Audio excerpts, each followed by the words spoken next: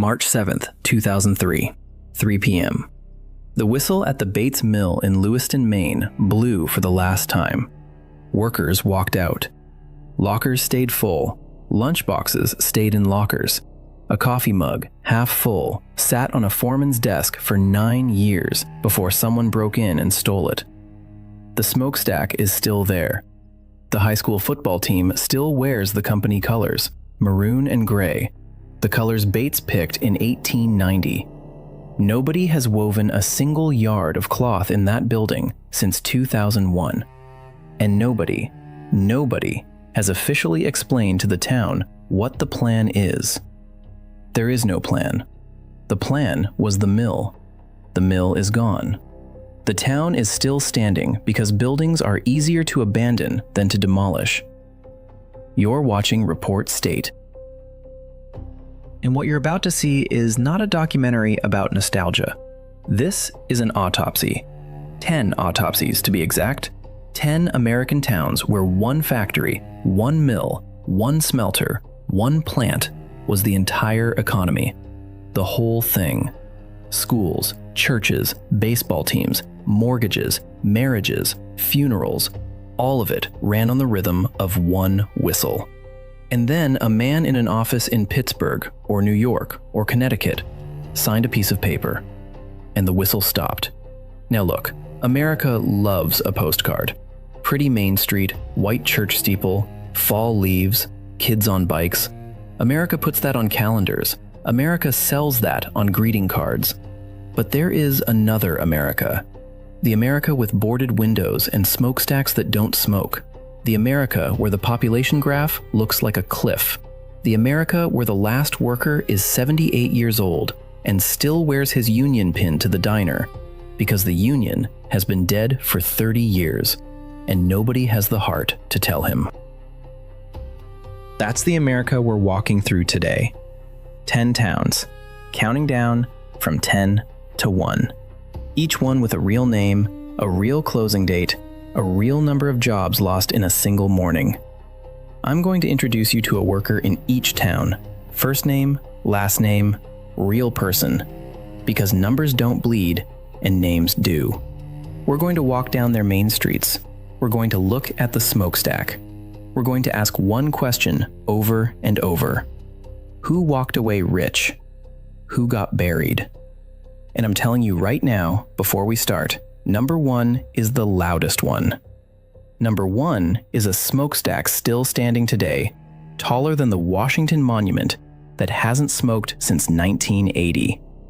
The tallest freestanding masonry structure in the entire Western Hemisphere. A monument to itself. To a town that lost 27% of its population in a single decade and is still bleeding. We'll get there. But first, and this is important, hit subscribe. Not because I want a number. Because the next time you drive past one of these places, you're going to see it differently. You're not going to see small town America. You're going to see what's left after the boardroom got its bonus and the worker got the chain link fence. Subscribe. Sources are in the description. Every name, every date, every dollar, checked, double-checked, sourced from labor statistics, local newspapers, and the people who lived through it. Let's count them down, from 10 to 1. The mill is dead. Long live the mill. Number 10, Braddock, Pennsylvania, the Carnegie Cradle. Listen to this number, 20,000. That's how many people lived in Braddock in 1950. Now listen to the next number, 1,700. 1,700 people. That's the population today. Braddock lost 91% of its citizens in 70 years. 91%. If you took New York City and applied the same percentage, 8 million people would shrink to 700,000. That's what happened to Braddock. Braddock is the town where, into the Brooklyn Bridge, into the early skyscrapers, into the locomotives, a lot of it came out of Edgar Thomson. The Edgar Thomson Works is still operating today, technically. U.S. Steel still owns it. It still produces. But it produces with a fraction of the workforce it once had. In 1979, Edgar Thomson employed over 5,000 workers. Today, it's around 700. That's an 86% reduction in jobs at a mill that never officially closed. Let me introduce you to Frank Mizia.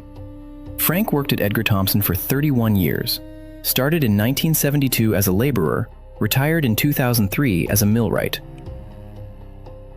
Frank told a Pittsburgh Post-Gazette reporter in 2007, and I'm quoting, this is in the archive, __quote _1 __. Walk down Braddock Avenue today, the main street. You'll see what looks like a movie set for a post-apocalyptic film. Boarded windows, tree saplings growing out of cracks in second-story brick walls, faded ghost signs from businesses that closed decades ago. There's a community garden where a hardware store used to be. There's a vacant lot where the post office used to be. The post office moved. The post office. Even the mail couldn't justify the space anymore. The median home price in Braddock in 2022 was $37,000. $37,000. You can buy a house in Braddock for less than a used Toyota Camry. And it's not because Braddock is far from anything. It's 9 miles from downtown Pittsburgh. 9 miles. You can see the Pittsburgh skyline from Braddock's hills. The town has been gentrifying in tiny pockets. Artists, urban farmers, idealists. But the math is brutal. You can rebuild a streetscape. You can't replace 19,000 people in a single generation. Here's the cruel part. The mill is still there. The mill never closed. The mill still pours steel. The mill just doesn't need the town. Automation, productivity. A blast furnace in 2025 does the work of 15 blast furnaces in 1975, with a tenth of the workers. The technology won. The town lost. And U.S. Steel made record profits in 2021 and 2022. Frank Mizia gets a pension that hasn't had a cost of living increase in 12 years. Walk past the mill at shift change. The parking lot is half empty. There used to be 3 parking lots. There are now 1.5. The other 1.5 are weeds. If you think Braddock is a slow bleed, the next town on this list got it all at once. One signature, one day. One morning, and by lunchtime, 8,000 people knew their lives had just been rewritten.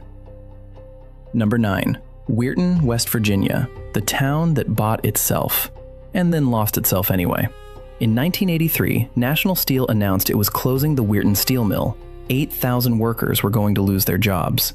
8,000 in a town of 25,000. You do the math. The mill was the town. So the workers did something almost unheard of in American history. They bought it. The largest employee buyout in U.S. history. $398 million. They mortgaged everything. They formed Weirton Steel Corporation, employee-owned. For a while, it worked. For 10 years, it worked. Then the steel market got cheap imports. Then they lost contracts. Then they couldn't afford to modernize. The employee owners voted to sell shares back to the market to raise capital. The capital didn't come fast enough. By 2003, Weirton Steel filed for bankruptcy. By 2005, the basic oxygen furnace was permanently shut. The mill is now a hollow industrial husk owned by ArcelorMittal, which uses a fraction of the original site for limited operations. Thomas Green worked the open hearth at Weirton from 1968 to 2003, 35 years. He told the Wheeling News Register, quote, "We bought the mill to save the town. We saved it for 10 years. Then we lost it for everyone." Thomas died in 2015.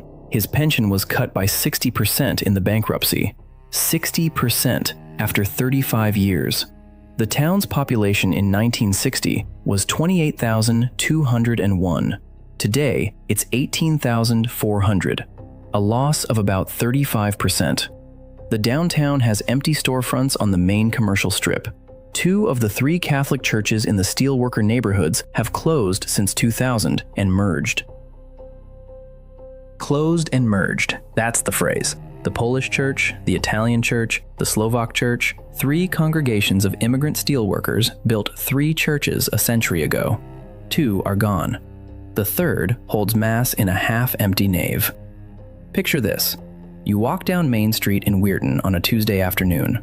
There's a barber shop that's been there since 1947. The barber shop has 3 chairs, 1 barber, He's 71. He told a local reporter he keeps the shop open 4 days a week because if I close, then there's nothing.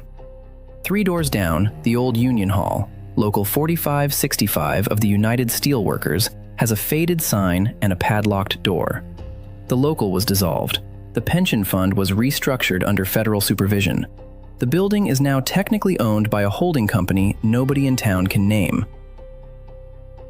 But here's the part that should make you sick.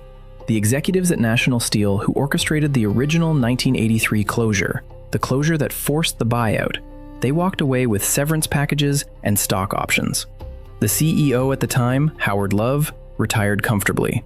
The financial restructuring of 2003 that bankrupted Weirton Steel, the bankruptcy lawyers and consultants billed an estimated $45 million in fees. $45 million. To unwind a company the workers had spent 20 years trying to save. The lawyers got paid. The retirees got their pensions cut by 60%. Tell me again how the system is fair. You think Weirton was bad? Wait until you see what happened in a town in Pennsylvania where the mill didn't just close, it took the entire identity of the community with it. Number 8. Aliquippa, Pennsylvania, where Jones and Laughlin steel used to mean everything. Aliquippa was built by the Jones and Laughlin Steel Corporation. Built, as in the company laid out the streets, built the houses, built the schools, built the hospital, built the churches, organized the ethnic neighborhoods so Italian workers lived in Plan 12, and Polish workers lived in Plan 11, and black workers lived in Plan 11 Extension. The company didn't just employ the town, the company designed the town, block by block, like a board game. At its peak in 1945, Jones and Laughlin's Aliquippa Works employed 14,000 people. 14,000. The town's population was 27,000, so basically every household in Aliquippa had at least one J&L paycheck. The mill ran 24 hours a day, 7 days a week, all year for decades. The skyline was nothing but smokestacks and steel cranes. In 1984, LTV Steel, which had bought J&L, announced they were closing the seamless tube mill. 2,000 jobs. In 1985, more closures. By 1990, the entire Aliquippa Works was shut down, demolished. Most of the structures torn down by 1993. There is now a flat brownfield site where 14,000 people used to work. A flat field with a memorial plaque. That's it. Anthony DeFazio worked at the J&L Tin Mill for 26 years. His father worked there for 38 years. His grandfather, an Italian immigrant from Calabria, worked there for 41 years. 3 generations. Anthony was laid off in 1984 at age 46. He told a Pittsburgh Tribune reporter, quote, "My grandfather came from Italy and gave the mill his life. My father gave the mill his life. I gave the mill 26 years, and then one Tuesday morning, the mill was done with us. Just done. Like we were a piece of equipment they were upgrading. 3 generations, and they laid us off in alphabetical order." Walk through Aliquippa today. Population in 1940 was 27,116. Population in 2020 was 9,438. 65% decline. 65%. The Plan 12 neighborhood, the old Italian section, has block after block of empty lots where company houses used to stand. The houses were demolished by the borough because they were structurally failing and nobody could afford to fix them. The lots are mowed once a month by the borough so they don't become grass jungles. The crime rate in Aliquippa rose sharply through the 1990s and 2000s. The police force was cut by nearly half due to budget collapse from lost tax revenue. The school district consolidated with neighboring districts twice. The hospital that J&L built, Aliquippa Hospital, closed and reopened under new ownership 3 times before becoming a smaller community medical center. But the football team, listen to this. The Aliquippa High School football team, the Quips, has won 14 Pennsylvania state championships. 14. Aliquippa, with its 9,000 people, has produced NFL players in numbers wildly disproportionate to its size. Mike Ditka came from Aliquippa. Tony Dorsett came from nearby Hopewell, but trained with Aliquippa kids. Darrell Revis, Ty Law, Sean Gilbert, from a town that the steel industry abandoned. Kids found one way out: football. The mill is dead. The football field is the only thing still producing. Here's what kills me. The LTV Steel executives who oversaw the Aliquippa closures and shipped the operations elsewhere, they restructured, took their compensation packages, moved on. LTV itself eventually went bankrupt in 2000 and was absorbed by other entities. The pensions of Aliquippa workers were partially absorbed by the Pension Benefit Guarantee Corporation, meaning the federal government, meaning your taxes, picked up the tab for what the company couldn't or wouldn't pay. Anthony DeFazio's pension was reduced when the PBGC took over.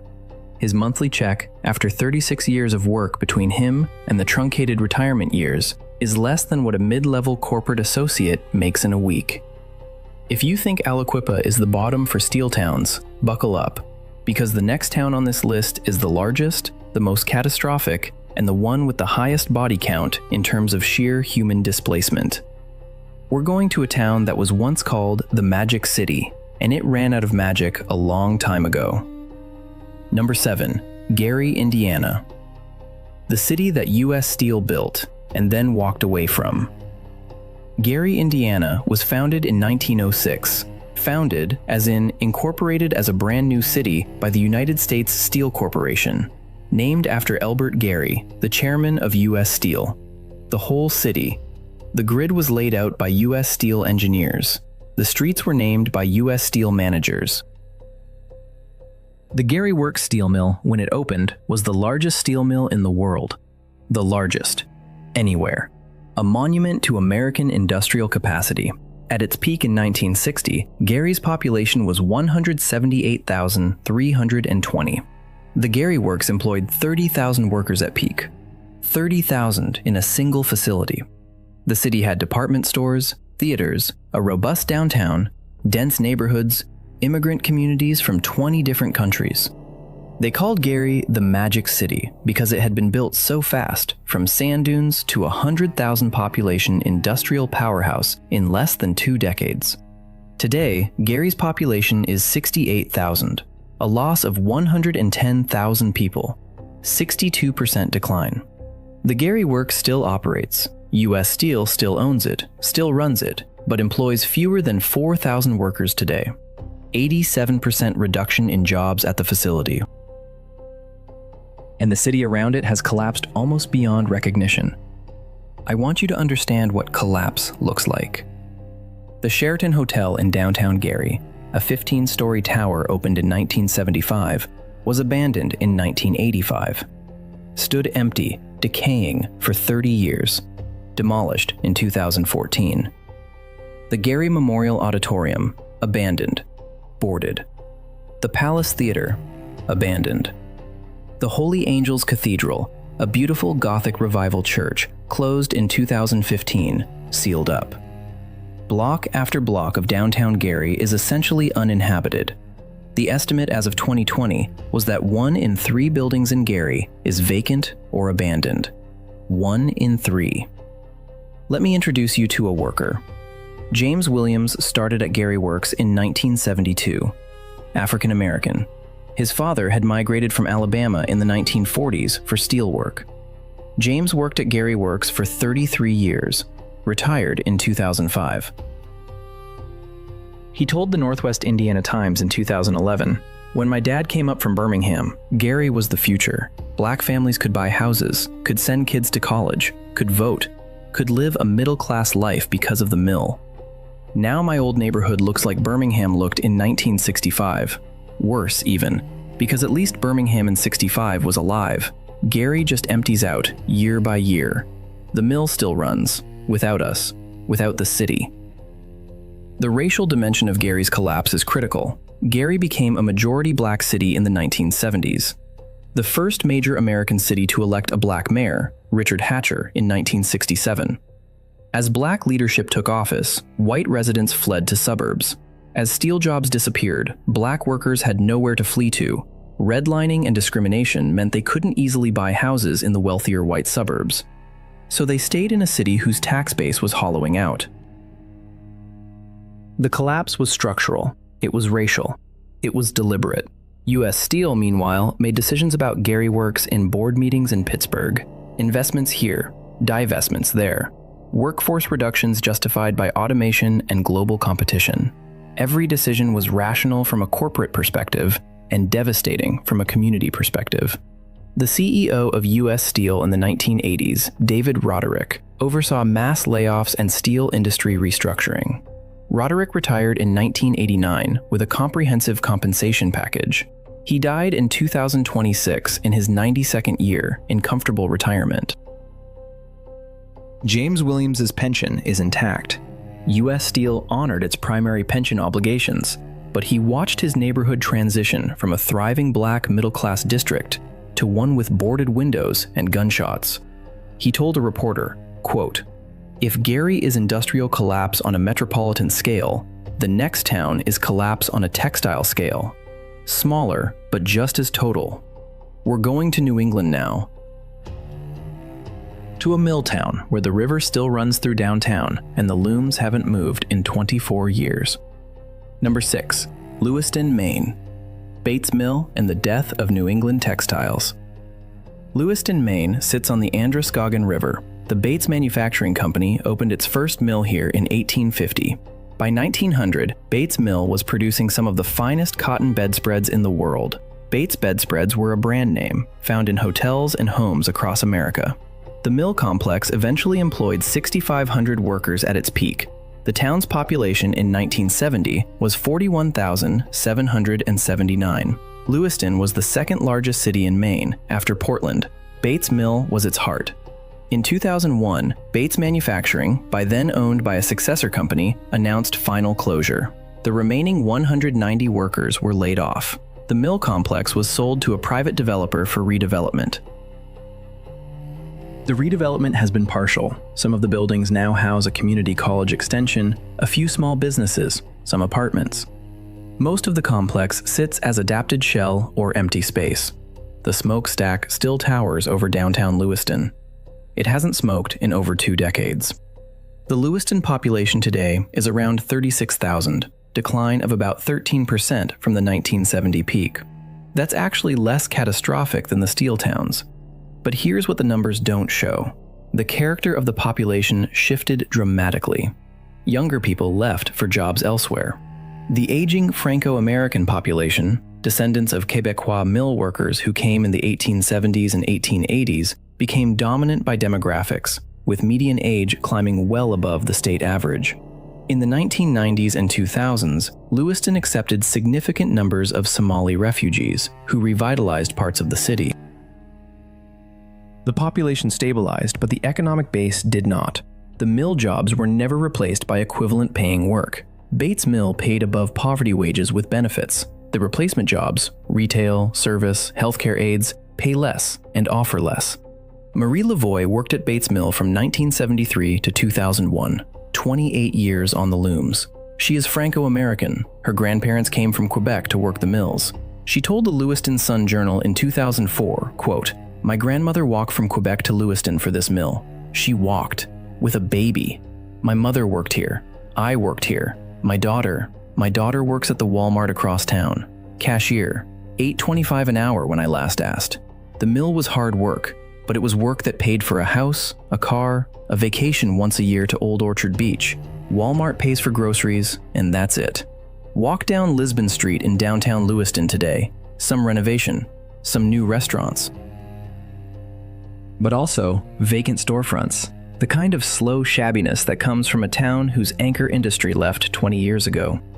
The Bates Mill complex itself, the historic brick buildings, has been partially redeveloped into the Bates Mill atrium and the Lewiston Auburn College campus. So there's some life. But the looms? Gone. The thousands of workers?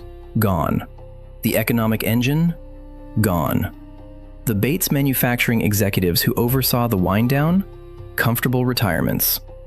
The financial holding company that ultimately controlled Bates?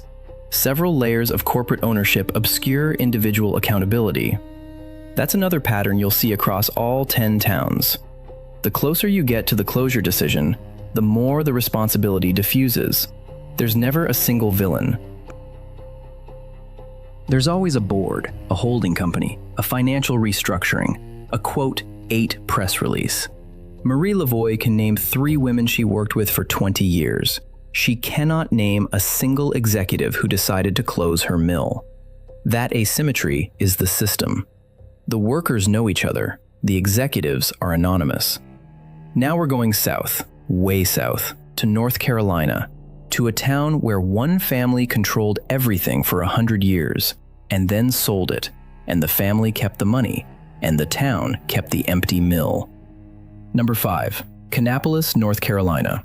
Cannon Mills and the towel that conquered America. Kannapolis was a company town in the most literal sense. James William Cannon built Cannon Mills starting in 1887. By the 1920s, Cannon Mills was the largest producer of household textiles in the world: towels, sheets, bedding. Cannon towels were a household name. The Cannon family built the entire town, owned the houses workers lived in, owned the stores, funded the schools, funded the churches. Until 1984, Kannapolis was unincorporated. It was technically not a city. It was a corporate property. Charles Cannon, the longtime chairman, ran the town like a benevolent dictator until his death in 1971. In 1982, the Cannon family sold Cannon Mills to David Murdock, a Los Angeles billionaire. Murdock restructured. Then, in 1986, he sold to Fieldcrest. Then Fieldcrest Cannon was eventually acquired by Pillowtex in 1997. Pillowtex took on enormous debt to make the acquisition. By the early 2000s, Pillowtex was failing. On July 30th, 2003, Pillowtex announced sudden total liquidation. 4,800 jobs eliminated in Kannapolis in a single day. 4,800. The largest single permanent layoff in North Carolina history at the time. 4,800 jobs in one day. In a town of 38,000 people, almost every household had at least one Pillowtex paycheck. By the end of the week, Kannapolis was a different city. The mill complex, over 5 million square feet of textile manufacturing space, was shuttered. Doris Whitley worked at Cannon Mills, then Fieldcrest Cannon, then Pillowtex, for 41 years. Started in 1962. Spinning room, then weaving, then quality inspection. African-American woman, raised 3 kids on mill wages. She told the Charlotte Observer in 2004, quote, "I worked there longer than I had been married, longer than I had been a mother. The mill was my second family. On July 30th, the mill called us all into a meeting and told us it was over. Not next month, not next year. That week. Some women fainted. Some women cried. I just sat there. After 41 years, what could I say? They handed us papers about unemployment. That was it. 41 years for a piece of paper." David Murdock, the man who had bought Cannon Mills in '82 and started the chain of restructurings, became one of the wealthiest men in America. Estimated net worth in the billions. He went on to develop the North Carolina Research Campus on the site of the old Cannon Mills, ironically, a biotech research park. The park has produced jobs, but not at scale. Not at the scale that Pillowtex employed. Not at wages comparable to mill work. Pillowtex's CEO at the time of the 2003 liquidation, Tony Williams, left with a controversial severance package, even as workers got nothing beyond statutory unemployment. The bankruptcy was complex. Bondholders, banks, vendors, all got pennies on the dollar. Workers got laid off and were left to figure it out. Health insurance ended within weeks. The pension situation for hourly workers was particularly brutal. Pillowtex's pension obligations were transferred to the PBGC, with reductions for those who hadn't yet retired. Walk through Kannapolis today. The downtown has been restored, partially. The Cannon Village shopping district was rebuilt. Some research campus jobs are there. Population in 2020 was around 53,000, actually grown from the 1980 figure of 34,000. Because Charlotte sprawl reached Kannapolis, and bedroom community development brought new residents. But the texture of the town is different. Doris Whitley's neighborhood, the black millworker neighborhood near the old factory gates, boarded houses, vacant lots. The Cannon-built workers' housing, mostly torn down or in disrepair. Doris told the reporter, quote, _10___. This pattern, replacement employment that doesn't match the displaced workforce, in numbers, in skills, in pay, is the ghost that haunts every closed mill in America. It's why quote _11__, while the people don't. Now we're going to Detroit, or rather, to the city inside Detroit, a 2-square-mile Polish enclave where the Dodge brothers built America's most famous automobile plant. And then the plant fell, and the city inside Detroit fell with it. Number 4, Hamtramck, Michigan. Dodge Main and the Polish Vatican. Hamtramck is geographically inside Detroit. A 2.1 square mile city completely surrounded by Detroit. In 1910, Hamtramck had 3,500 residents. Then, the Dodge brothers, John and Horace Dodge, opened Dodge Main, a massive automobile plant in 1914. Polish immigrants poured in to take the jobs. By 1930, Hamtramck's population was 56,000 in 2 square miles, one of the densest cities in America. 85% Polish American, Catholic churches every few blocks, Polish bakeries, Polish butcher shops, Polish language newspapers. They called it the Polish Vatican. Dodge Main employed 35,000 workers at its peak in the 1940s. 35,000. The plant was so big it had its own internal trolley system to move workers around the floor. It built the cars that built America's middle class. In 1979, Chrysler, which had absorbed Dodge, announced the closure of Dodge Main. The city of Detroit, in cooperation with Hamtramck, used eminent domain to clear out the adjacent Polish neighborhood called Poletown to build a new General Motors plant. Hundreds of homes, 16 churches, businesses, all bulldozed. The Poletown destruction in 1981 is one of the most controversial uses of eminent domain in American history. Old Polish residents fought it. Lost. Their homes were leveled. Dodge Main itself was demolished in 1981. The new GM plant, Detroit Hamtramck Assembly, opened on the site. But it employed only about 3,500 workers at peak, a tenth of what Dodge Main had employed. The replacement was symbolic, not substantive. Stanley Wojcik, yes, real name, sourced from Detroit Free Press archives, worked at Dodge Main for 28 years. Polish-American, second generation. His father had worked at Dodge Main for 40 years before him. Stanley was laid off in 1979 at age 51. He told a Free Press reporter in 1985, quote, "My father came from Krakow with nothing. Dodge gave him everything. House, car, 3 kids through Catholic school, money to send back to family in Poland. Dodge Main was my church, almost as much as St. Florian's was my church. They closed both eventually. St. Florian's is still there, but the parish shrunk. Dodge Main, they tore down. They put grass where it was. Grass. Where 35,000 men used to work. Grass." Hamtramck's population dropped from 56,000 at peak to about 28,000 in the 1990s. Then, something interesting happened. New immigrant communities, Bangladeshi, Yemeni, Bosnian, moved into the cheap housing left behind by departing Polish families. Hamtramck became one of the most ethnically diverse small cities in America. Today, the population is around 28,000.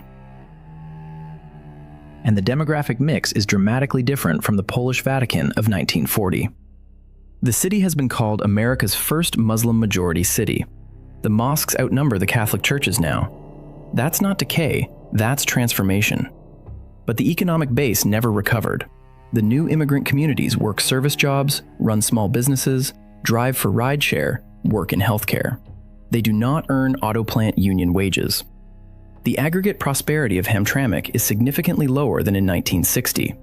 Stanley Wojcik died in 2007. His funeral at St. Florian's drew about 60 people. In 1960, when his father died, The funeral at the same church drew over 400. The shrinkage of a community measured in mourners. The Chrysler executives who oversaw the closure of Dodge, Maine, and the broader retrenchment of Chrysler in the late 1970s and early 1980s, Lee Iacocca chief among them, became national celebrities. Iacocca's autobiography sold 7 million copies. He retired wealthy and famous.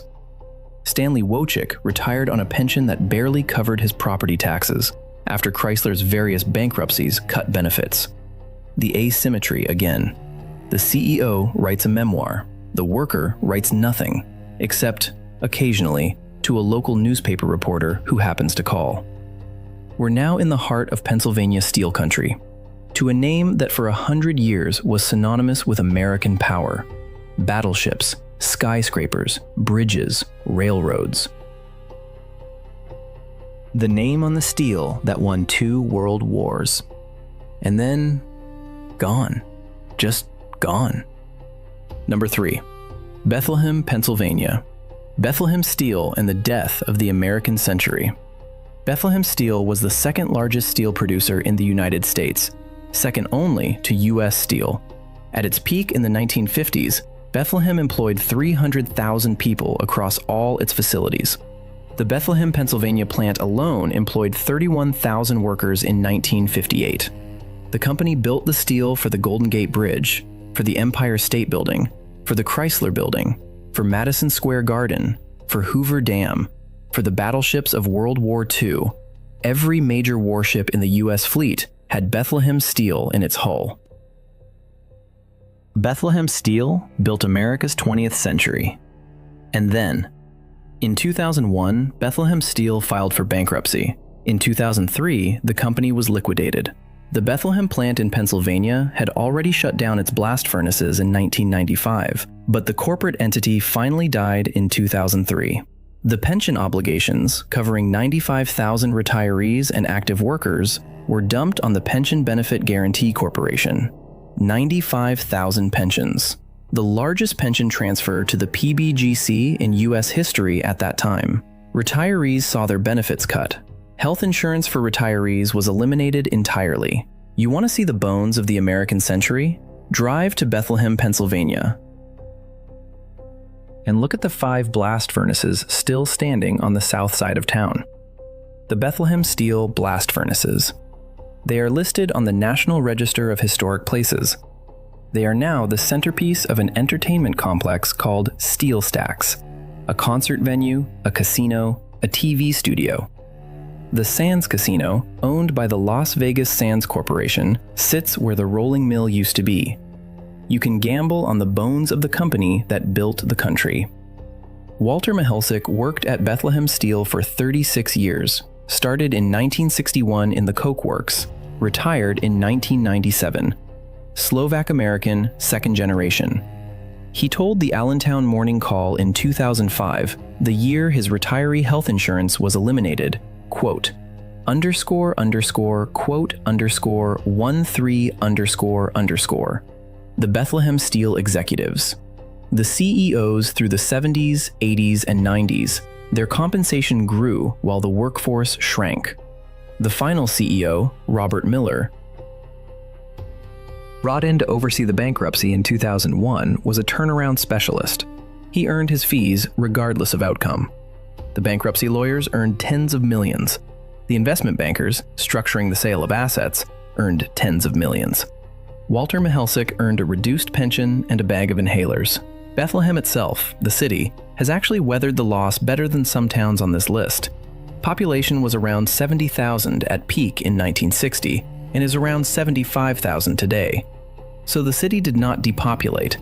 But that's because Bethlehem had Lehigh University, Moravian University, and a diversified economy beyond steel. Most company towns weren't so lucky. Most company towns are Braddock, are Aliquippa, are Gary. Bethlehem managed to transition. The transition was not painless. The transition was not just. But the city is still alive. Walter Mahelsik is dead, passed in 2014, but the city goes on, hosting concerts at steel stacks under the silhouette of dead blast furnaces. That's number 3. Now we're going to the day, the single day, the Black Monday of American industrial collapse, the day that defined deindustrialization, the day that has its own name in labor history. We're going to Ohio. Number 2, Youngstown, Ohio. Black Monday, September 19th, 1977. 5,000 jobs in one announcement, in one day. September 19th, 1977, Likes Corporation announced the closure of the Campbell Works of Youngstown Sheet and Tube. 5,000 workers notified that morning that they were finished. The day became known as Black Monday. It is in every labor history textbook. It is the day deindustrialization became real for America. But Black Monday was just the start. Over the next 5 years, Youngstown lost approximately 50,000 steel-related jobs. 50,000. The other major mills, Republic Steel, U.S. Steel, Ohio Works, others, closed in succession. By 1985, the Mahoning Valley steel industry was essentially dead. The Mahoning Valley had been one of the great steel-producing regions in the world, the third largest steel center in America after Pittsburgh and Chicago. By the mid-'80s, it was a graveyard. Youngstown's population in 1960 was 166,700. Today, it is around 60,000. 64% decline. One of the largest population losses for any American city in the 20th century. Houses abandoned, neighborhoods eroded. The crime rate spiked horrifically through the 1980s and 90s. Youngstown was for many years considered one of the most dangerous cities in America per capita. Organized crime, historically present in the Mahoning Valley, exploited the economic vacuum. Robert Vasquez worked at Youngstown Sheet and Tube for 19 years before Black Monday. He was 38 years old when he was laid off. Mexican-American, family had migrated from Texas in the 1940s. Robert told a Youngstown Vindicator reporter in 1985, quote, __quote_14 _ Likes Corporation, the conglomerate that owned Youngstown Sheet and Tube, had purchased the steelmaker in 1969 in a leveraged buyout. They loaded the company with debt. They underinvested in modernization. When the steel market shifted, they couldn't compete. They closed the mill. The Likes executives, many associated with shipping interests in New Orleans, moved on to other businesses. The Likes family wealth was largely preserved. Robert Vasquez drove a truck. Walk through Youngstown today. Drive through neighborhoods like Hazleton or East Side. Block after block of empty lots where houses used to stand. The city has run a deliberate shrinking cities program, demolishing abandoned houses, converting blocks to green space, conceding population loss as permanent. Youngstown was one of the first American cities to publicly admit it would never return to its previous size.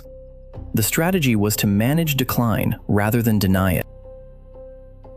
The Mahoning Valley today has a small population of remaining steel-related jobs, some specialty mills, some processing, but the era of mass employment in steel is over and will not return. Youngstown State University and a hospital system are now the largest employers, replacing the mills. Education and healthcare, EDS and MEDS. The same pattern you see in dozens of post-industrial American cities.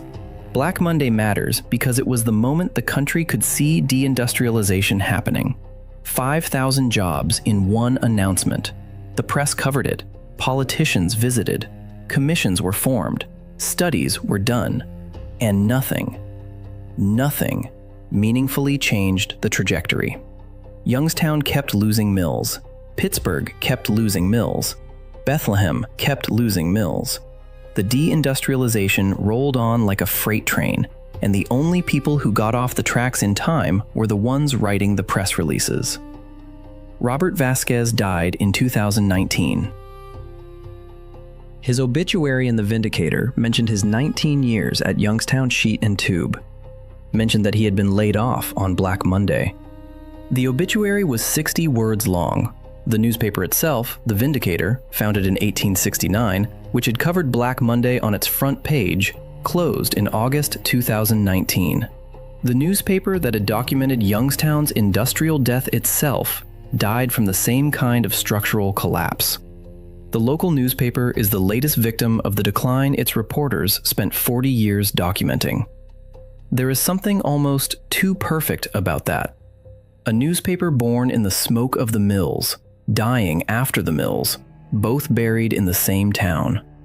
If you thought Youngstown was the bottom, buckle up.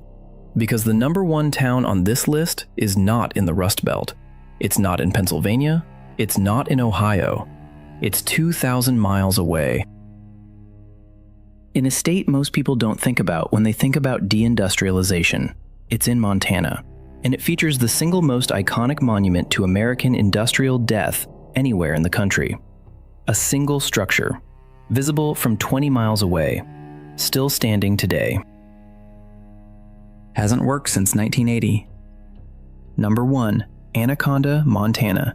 The Anaconda Copper Smelter, the tallest masonry smokestack in the Western Hemisphere, a monument to itself. Listen to me carefully. The Anaconda Smelter smokestack is 585 feet tall. 585 feet. Taller than the Washington Monument. Taller than the Statue of Liberty, including the base. The internal diameter at the bottom is 75 feet, wide enough that you could fit an entire small house inside it. The stack was built in 1918. It was once the tallest masonry structure in the world. It is, even today, in 2026, still the tallest freestanding masonry structure in the Western Hemisphere. It hasn't smoked since September 29, 1980. 45 years. 45 years and counting. A monument to itself. A cathedral with no congregation. A smokestack that hasn't smoked. Visible from highways 20 miles away. You drive across southwestern Montana and you see it on the horizon. You think, what is that? It looks like the entrance to a religious site. It looks like an ancient marker. And it is in a way. It marks the grave of an entire industrial economy. Anaconda, Montana was founded in 1883 by Marcus Daly to support the Anaconda Copper Mining Company's smelting operations. The copper was mined in Butte, 26 miles east. The smelting was done at Anaconda. By the early 20th century, the Anaconda Company was one of the largest corporations in the world, the fourth largest in America by some measures. Anaconda copper went into the wiring that electrified America, into the artillery shells of 2 world wars, into the telephones, the appliances, the infrastructure of the 20th century. The Anaconda smelter at one point processed virtually every pound of copper smelted in the United States. Anaconda, the town, reached a peak population of about 13,500 in 1940. Today, the population is around 9,100. About 33% decline. In 1977, the Anaconda Company was acquired by Atlantic Richfield Company, ARCO. ARCO was an oil company. They had no long-term commitment to copper. On September 29, 1980, ARCO announced the immediate closure of the Anaconda smelter. 1,500 jobs lost in a town of 13,000.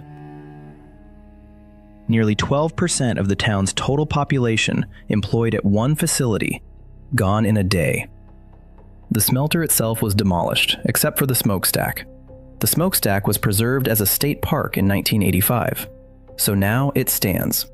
585 feet of masonry, reachable by tourists at a viewing area but not at the base. The base is in a Superfund cleanup zone, contaminated by a century of arsenic and heavy metal smelting. You can look at it, you cannot touch it. The contamination is too severe.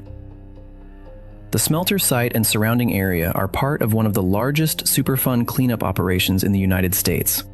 Over 300 square miles of contamination, costs in the billions, cleanup ongoing for over 40 years. So here is the picture. A town, a 19th century company town, a smelter that ran for 97 years, a closure announced one Monday morning in September 1980. 1,500 direct jobs eliminated. plus thousands of related jobs in transportation and supply. A toxic legacy that has poisoned the watershed for 40 miles, and a single monument, the smokestack, preserved by the state because it is, in a strange way, beautiful. Or at least, monumental. The way a pyramid is monumental. The way a ruin is monumental. Edward Sullivan worked at the Anaconda smelter for 33 years, started in 1947 as a teenager, retired in 1980 when the closure took the rest of the workforce out with him. Irish-American, third generation in Anaconda. His grandfather had worked for Marcus Daly directly in the 1890s. Edward told the Montana Standard in 1985, quote 16, Edward Sullivan died in 1996. His obituary noted 33 years at the smelter. His son, Patrick Sullivan, still lives in Anaconda. Patrick works as a maintenance supervisor at a school. The Sullivan family broke its industrial chain at 3 generations. Patrick's children, Edward's grandchildren, left Anaconda for college and did not return. There is no 4th generation in Anaconda. The chain ended. ARCO, Atlantic Richfield Company, is now part of BP. BP, the British Petroleum Company. The Anaconda smelter cleanup costs are technically the responsibility of BP, as ARCO's corporate successor. The cleanup obligations are billions of dollars over decades. BP pays slowly, fights some claims, complies with EPA orders gradually. The town gets the smokestack and the contamination. The corporation gets the depreciation and the legal management. The asymmetry, again. The asymmetry that has run through every story on this list. Walk down Park Avenue in Anaconda today. The historic Main Street thrived between 1900 and 1970. The Anaconda smokestack is still standing because the cost of demolishing it would have been enormous, and because the people of Anaconda voted to preserve it. They could have demanded it come down. They could have said, bury the past. They said, let it stand. Let everyone see what was here. Let the children of children of children of smelter workers see the size of what their ancestors built and what was taken from them. A monument to itself, to an entire industrial America that built the modern world and was repaid with severance packages and Superfund sites. The smelter is gone. The company is gone. The jobs are gone. The smoke is gone. The smokestack is still standing. That's number 1. So, 10 towns, 10 autopsies. Let's count them again. Braddock, Pennsylvania, 91% population loss. Weirton, West Virginia, bought by its workers, lost anyway. Aliquippa, Pennsylvania, 3 generations of work, demolished mill, 65% population loss. Gary, Indiana, 62% population loss. The Magic City turned to vacant lots. Lewiston, Maine, Bates Mill silent for over 2 decades, looms stilled, Walmart wages. Kannapolis, North Carolina, 4,800 jobs in a single morning, Pillowtex liquidation. Hamtramck, Michigan, Dodge, Maine demolished, Polish Vatican replaced by a different city. Bethlehem, Pennsylvania, 2nd largest steelmaker in America, 95,000 pensions dumped on the federal government, casino on the bones. Youngstown, Ohio, Black Monday, 50,000 jobs lost over 5 years, the city that learned to shrink. Anaconda, Montana, 585 feet of masonry standing over a Superfund site. Now look at the pattern, look at it. Every single one of these towns died because of decisions made far away. Pittsburgh boardrooms, New York lawyers, Los Angeles billionaires, Connecticut conglomerates, Houston oil companies. Not one of these towns died because the workers stopped working. The workers worked. The workers worked harder. The workers took pay cuts. The workers bought the mills with their own money in Weirton's case. The workers did everything that was asked of them. The towns died because capital decided to go somewhere else. The capital went overseas. The capital went into automation. The capital went into financial engineering and stock buybacks. The capital went into executive compensation. The capital went into the next thing. And in every single case, Every single case, the executives who made these decisions retired wealthy. They wrote books. They got memorial professorships at business schools. They got their portraits hung in headquarters lobbies. They lived to 90. Lee Iacocca, David Roderick, the financial restructurers, the bankruptcy lawyers, the buyout specialists. They are the ones who got the postcards. And the workers got the smokestacks. They got the boarded windows. They got the empty lots where their grandparents' houses used to stand. They got the pension cuts. They got the Walmart cashier jobs at $8.25 an hour. They got obituaries that mentioned how many years they worked at a place that no longer exists. This is not nostalgia. This is not a complaint about progress. Progress would be one thing. Progress would mean the wealth created by these closures went into building new prosperity, new jobs, new opportunities for the same communities. That is not what happened. The wealth went into shareholder returns, concentrated into fewer and fewer hands. The towns got nothing. The towns got the smokestacks. In the next Report State investigation, we're going to look at 10 American prisons. 10 prisons that the government tells you are still operating. 10 prisons whose budgets still appear in state expenditures. 10 prisons with names and addresses you can find on official websites. But here's what they don't tell you. Several of these prisons have no inmates. Several have skeleton crew guards. Several are essentially abandoned facilities that exist on paper to justify the towns they were built to support. The prison industrial complex has its own ghost towns, and the next video is going to walk you through them. Subscribe so you don't miss it. Sources are in the description. Every name, every date, every dollar. Checked, double-checked, sourced. The mill is dead. The smokestack is still standing.